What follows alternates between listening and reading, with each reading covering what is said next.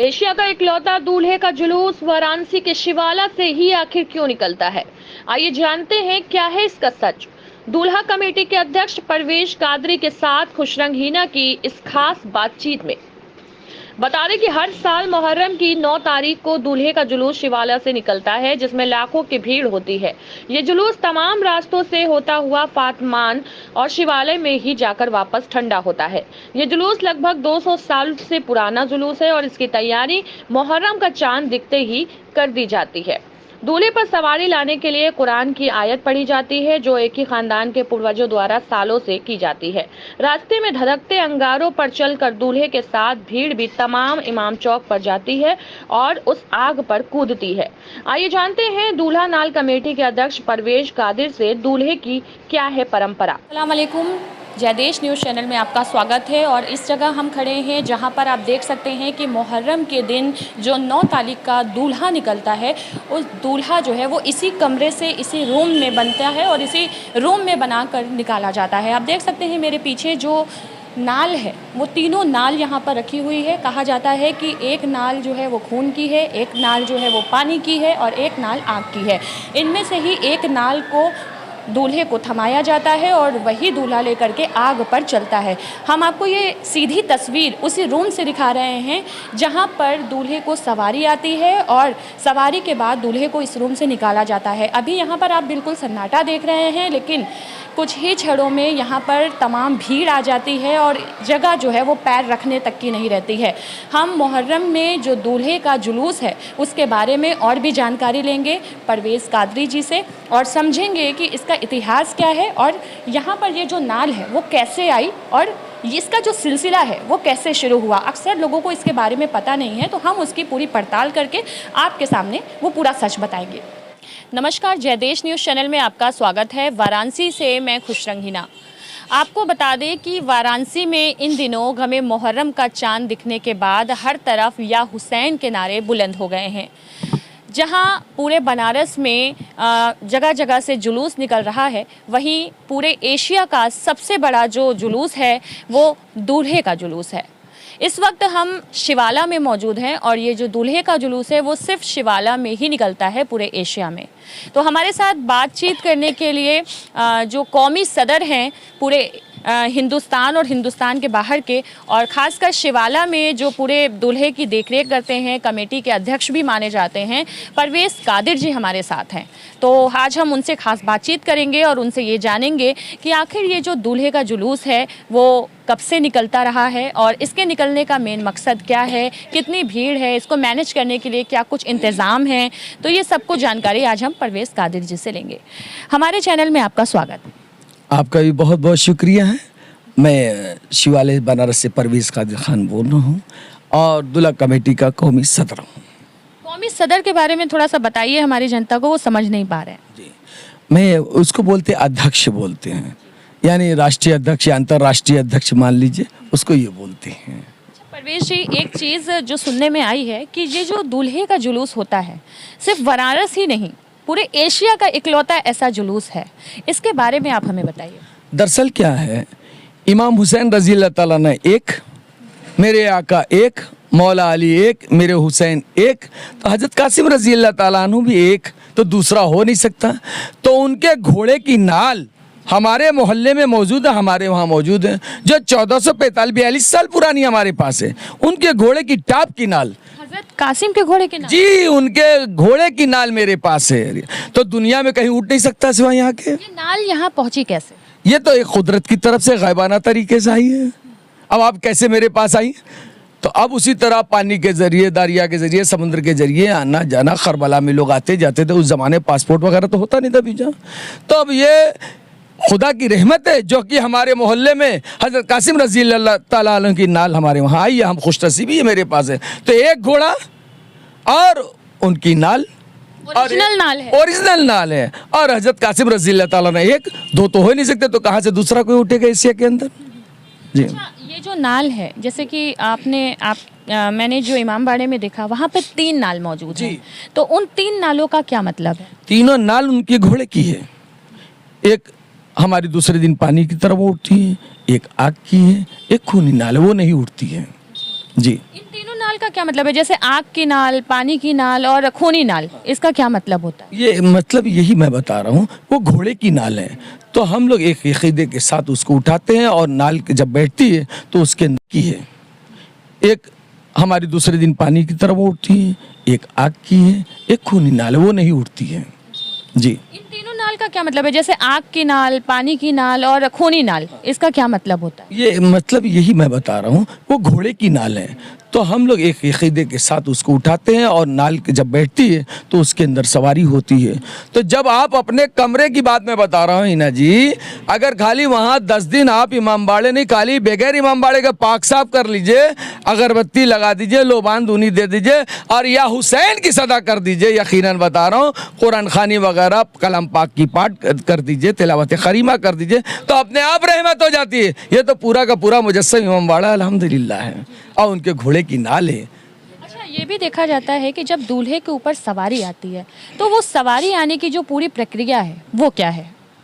वो हमारे वहाँ पे हमारे जनाब हैं हज़रत कासिम बाबू जी हैं, हमारे वहाँ कासिम बाबू हमारे हैं, वो फातिहा पढ़ते हैं, अब्दुल्ला बैठता है नाल के सामने। तो कुछ मुक़द्दस पाक दुआएं हैं जो पढ़ते हैं, इसका एक उनका अपना जो है कि तालीम उनको है, उनका एक छिल्ले टाइप का होता है, वो पढ़ते हैं, उनको बुज़ुर्गों ने बाप दादा ने उनको सिखाया है, सिखा के चले गए हैं। वो भी मतलब एक ही कुंबे के लोग देते एक ही हैं? कुंबे के लोग देखते हैं जी, वो फातिहा देते हैं, आज जो बैठते हैं उनके ऊपर सवारी आती है और जो सवारी बनता है उसको भी बड़ी पाकिज़गी के साथ रहना होता है, तब ये चीज़ होता है। आमा सुमा की तरह नहीं होता हर आदमी के। बिल्कुल, जो जिनके ऊपर दूल्हे की सवारी आ रही है उनकी क्या खासियत होनी चाहिए दूल्हे के बनने की? खासियत है जैसे कि वो रोज़ा रखे हैं, तिलावत करना है, पाक साफ हालत में रहना, बावजू होके वहाँ जाना इमामबाड़े में, ये खास। कितने दिन तक उस इमामबाड़े में बैठना होता है? कम से कम जैसे कि हम लोग इमामबाड़े के अंदर 5 तारीख को हमारी नाल बैठती है मुहर्रम की, और 9 और 10 को उठता है, 9वीं को और 10वीं को दिन को भी एक दूल्हा मेरा उठता है। और 9 को ये होता है, ये 40 किलोमीटर तक जाता है। कहाँ से कहाँ तक जाता है? बता रहा हूँ, ये दुनिया का ऐतिहासिक जुलूस है। कोई दल, कोई राष्ट्रीय पूरी दुनिया का 10-5 लाख आदमी का मजबा एक जगह इकट्ठा करेगा, 10-20 लाख एक जगह। ये 5 लाख से ऊपर एबेब जनता 40 किलोमीटर तक आधा बनारस जाती है। अब जैसे मैं बताऊं, हम इमामबाड़े से निकलते हैं, वहाँ से उठे हम रात खाने जाते हैं, पोस्ट ऑफिस के सामने जाते हैं, उसके बाद हम डिप्टी साहब की तरफ जाते हैं, फिर अपने मतलब शिवालय की तमाम गलियों के पुनः हम रोड पर आते हैं। रोड से आगे भदैनी होते 80 चौराहा जाते हैं, 80 चौराहे से दाहिने टर्न करता हूँ, पदमसरी होते हुए दुर्गा जी मैं पहुँचता हूँ, वहाँ बाएं टर्न करता हूँ, वहाँ एक इमामबाड़ा पुलिस चौकी के बगल में, फिर वहाँ से हम टर्न करते हैं दाहिने, तो हम आते हैं बिज्जा यानी सकुमरी के पास, थोड़ा आगे बढ़ते हैं, बिज्जा से पीछे ब्रॉडवे के पीछे हम लोग जाते हैं जिसको कसाई टोला मोहल्ला बोला जाता है, गौरीगंज।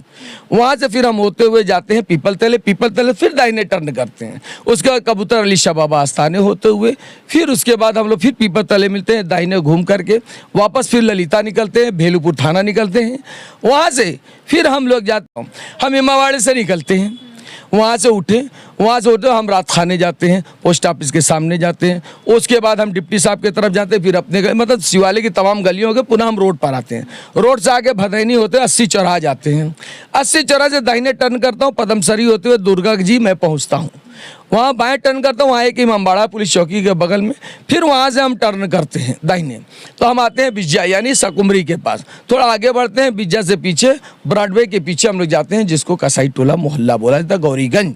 वहाँ से फिर हम होते हुए जाते हैं पीपल तले, फिर दाहिने टर्न करते हैं, उसके बाद कबूतर अली शाह बाबा आस्थाने होते हुए, फिर उसके बाद हम लोग फिर पीपल तले मिलते हैं, दाहिने घूम करके वापस फिर ललिता निकलते हैं, भेलूपुर थाना निकलते हैं, वहाँ से फिर हम लोग जाते हैं रेवड़ी तालाब, फिर घुरवा जाते हैं, घुरवा से फिर निकलते हैं, जननारायण स्कूल के सामने एक गेट पड़ता है जिसको पौदरिया मोहल्ला बोलते हैं, मदनपुरी का पीछे का हिस्सा होता है, वहाँ जाता है, फिर वहाँ से हम लोग रामापुरे से गोदलिया गिरजाघर होते हुए कोदई चौकी जाते हैं, कोदई चौकी से फिर दाल मंडी जैसे वो कपड़ा मंडी होते हुए फिर बाहर निकलते हैं, नई सड़क चौराहा होते हुए। अलग अलग रास्ते से होते हुए ये जुलूस खत्म कहाँ होता है? अभी बता रहा हूँ, अभी पहले इधर देख लीजिए, सुनने का मादा रखिए तभी तो होगा, पूरी जानकारी मैं आपको दूंगा, अब भाई बात दूंगा, इधर देखिए। तो फिर वहाँ से हम फाटक से एक सलीम जाते हैं, वहाँ से फिर निकलेंगे हम सीधे औरंगाबाद चौराहे जाएंगे। औरंगाबाद चौराहे से चौकी से दाहिने घूम जाते हैं लल्लापुरे वाले रास्ते पर। तो रांगे की ताजिए से पहले एक सराय फाटक पड़ता है, वहाँ जाते वापस फिर वहाँ आते, फिर वहाँ औरंगाबाद चौराहे से पहले जाते हैं औरंगाबाद मोहल्ला, वहाँ घूमते पुनः उस रास्ते से वापस आते हैं, फिर रांगे की ताजिए को जाते हैं। रांगे की ताजिए से पहले दाहिने जाते हैं हम लोग, एक खुड्डी का द्वार मोहल्ला पड़ता है, फिर वहाँ घूमते हुए गलियों से होते हुए बुर्राक की ताजिया सामने, फिर पुनः रांगे की ताजिया आते हैं। वहाँ से होते हुए हम लोग आगे लल्लापुरे की तरफ बढ़ेंगे, थोड़ा पहले दाहिने घूमेंगे, दाहिने फिर एक ताजिया घूमते हुए सीधे हम लोग मुस्लिम स्कूल होते हुए फातमान पहुँचते हैं। फातमान में इस जुलूस का मतलब वहीं ठंडा होता नहीं नहीं नहीं नहीं, अभी कहाँ ठंडा, तो वहाँ तो फिर हम जाते हैं। हज़रत फातिमा तो ज़हरा रज़ी अल्लाह ताला अन्हु का आस्थाना मुबारक है, मेरे हुसैन रज़ी अल्लाह ताला, इमाम हुसैन रज़ी मौला अली रज़ी अल्लाह, इमाम हसन रज़ी, तमाम शहदा करबला की वहाँ जो है कि रूह मुबारक आराम फरमा है। वहाँ हम जाते हैं, झुमाते हैं, कुदाते हैं, उसके बाद फिर वहाँ से निकलते हैं हम लोग। तो वहाँ से निकलने के बाद हम लोग जाते हैं सीधे मुस्लिम स्कूल होते हुए पितरकुंडा होते चेतगंज चौराहे पर निकलते हैं, वहाँ से फिर दाहिने बेनिया की तरह घूमते हैं। उसके पहले हम अंदर जाते हैं, जिलानी का अखाड़ा है, वहाँ से वापस फिर पुनः वापस आते हैं। फिर हम लोग जाते हैं खजूर वाली मस्जिद यानी नई सड़क पर, वहाँ होते हुए हम लोग दाल मंडी निकलते हैं, मुस्लिम मुसाफिर खाना होते हुए रफ़ीक लस्सी वाले के जाते हैं, वहाँ से आते हैं, फिर बाएँ सराय को रास्ता जाता है, फिर बेनिया जाते हैं BSC के पास, फिर वापस पुनः आता हूँ। फिर वहाँ आने के बाद हम लोग जाते हैं गुदड़ी बाजार होते हुए, छत्ता तले होते हुए रेशम कटरे से पुनः वापस आता हूँ चौक थाने के पीछे नारियल बाजार होते हुए, कुंजी टोला होते हुए, घुघरानी गली होते हुए, पत्थर गलिया होते हुए, कसाई बाड़ा, जगमबाड़ी, मदनपुरा होते हुए, तो वहाँ पर एक बाबा फरीद के आस्थान है, वहाँ घुमाते हैं। मेरा मोहल्ला छिपी टोला, वहाँ घुमाते हुए छिपी टोला घूमने के बाद फिर हम लोग पुनः शिवालय इमामबाड़े में आके ठंडा करते हैं। यहीं से वो जुलूस निकलता है और यहीं आकर ठंडा होता है जी। अच्छा, ये बताइए कि जैसे यहाँ पर जो जगह जगह पे अलाव लगाए जाते हैं आग के, तो उस पे दूल्हे को कुदाते हुए लेकर के जाते हैं, तो उसमें आग में, क्योंकि आग की नाल उन्होंने छुआ था तो इसलिए आग पर कुदाते हुए लेकर जाते हैं। हाँ, तो दरअसल आग पे गए तो हम लोग को कोई असर नहीं होता, कई मन की अलाव लगती है, जलता नहीं, कुछ नहीं, एक दो नहीं, सैकड़ों अलाव लगती है अल्हम्दुलिल्लाह। तमाम ताज़िए दारान पूरे बनारस के हर जगह झूमते अलाव होते हैं, किसी को एक रेसा जर्रा बराबर कोई तकलीफ नहीं होती है। आग बर्फ की तरह लगती है, खेलते कूदते हुए चलता है आदमी उसके अंदर अलाव में।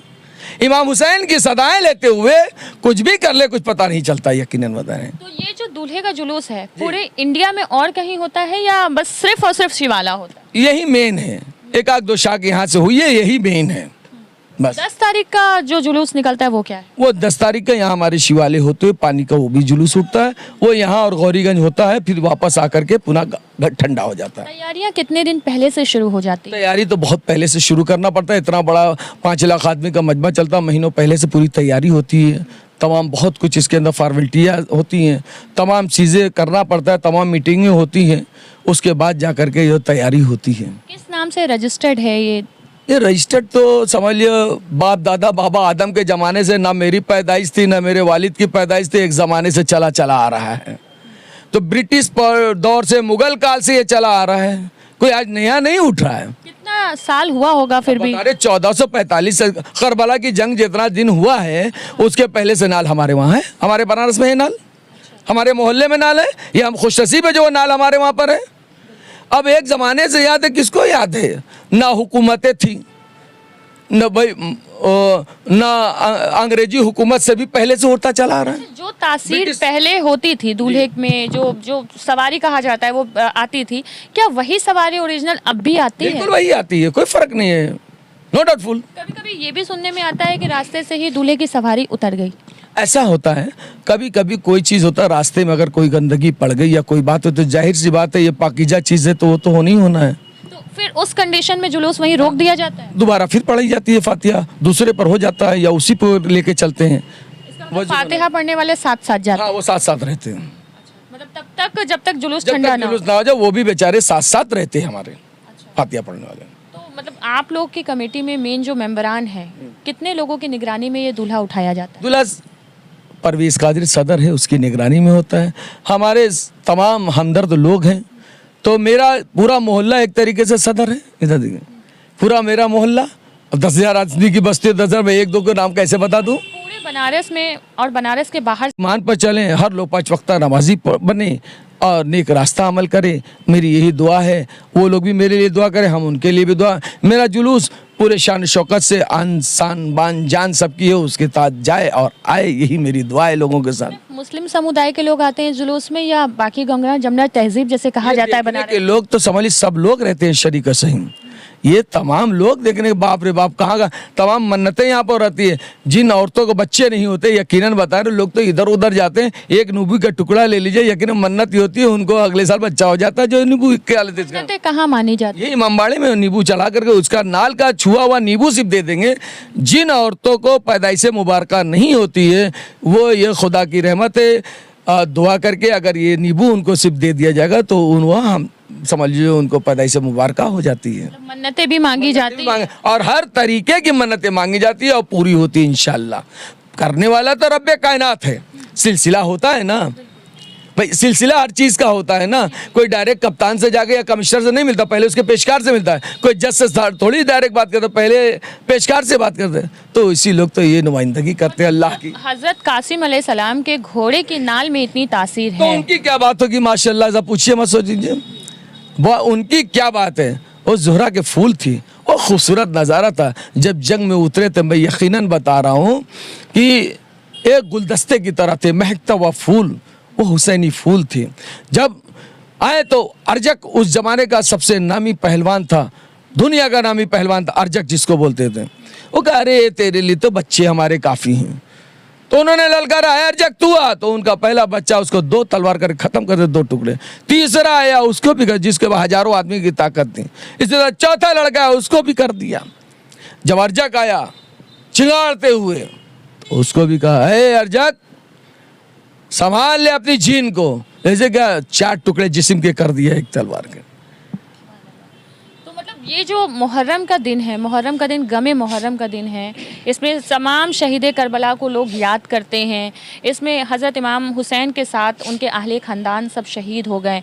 तो उनमें से जो हज़रत कासिम अलैहिस्सलाम हैं वो उनके नबी पाक के नवासे हैं। नवासे के हाँ बिल्कुल उनके जी। बहुत बहुत शुक्रिया परवेज़ भाई हमारे चैनल से जुड़े रहने के लिए, और आपने इतनी अच्छी जानकारी हमारे दर्शकों को दी।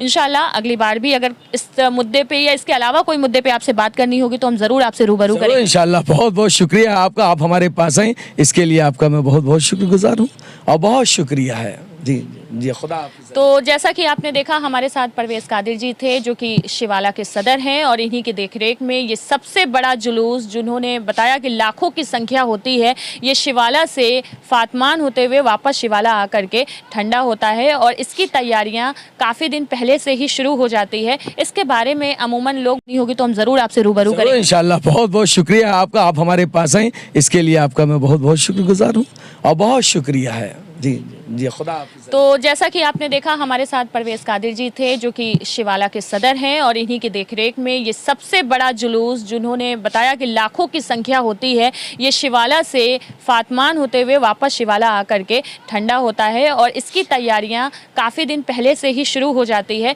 इसके बारे में अमूमन लोग बहुत जानकारी नहीं रखते हैं, तो वो ये वीडियो ज़रूर देखें, वो ये हमारी स्पेशल स्टोरी देखें और उसके बाद लाइक और शेयर ज़रूर करें। वाराणसी से कैमरामैन इरशाद अहमद के साथ मैं खुशरंगीना, जयदेश न्यूज़ चैनल। धन्यवाद।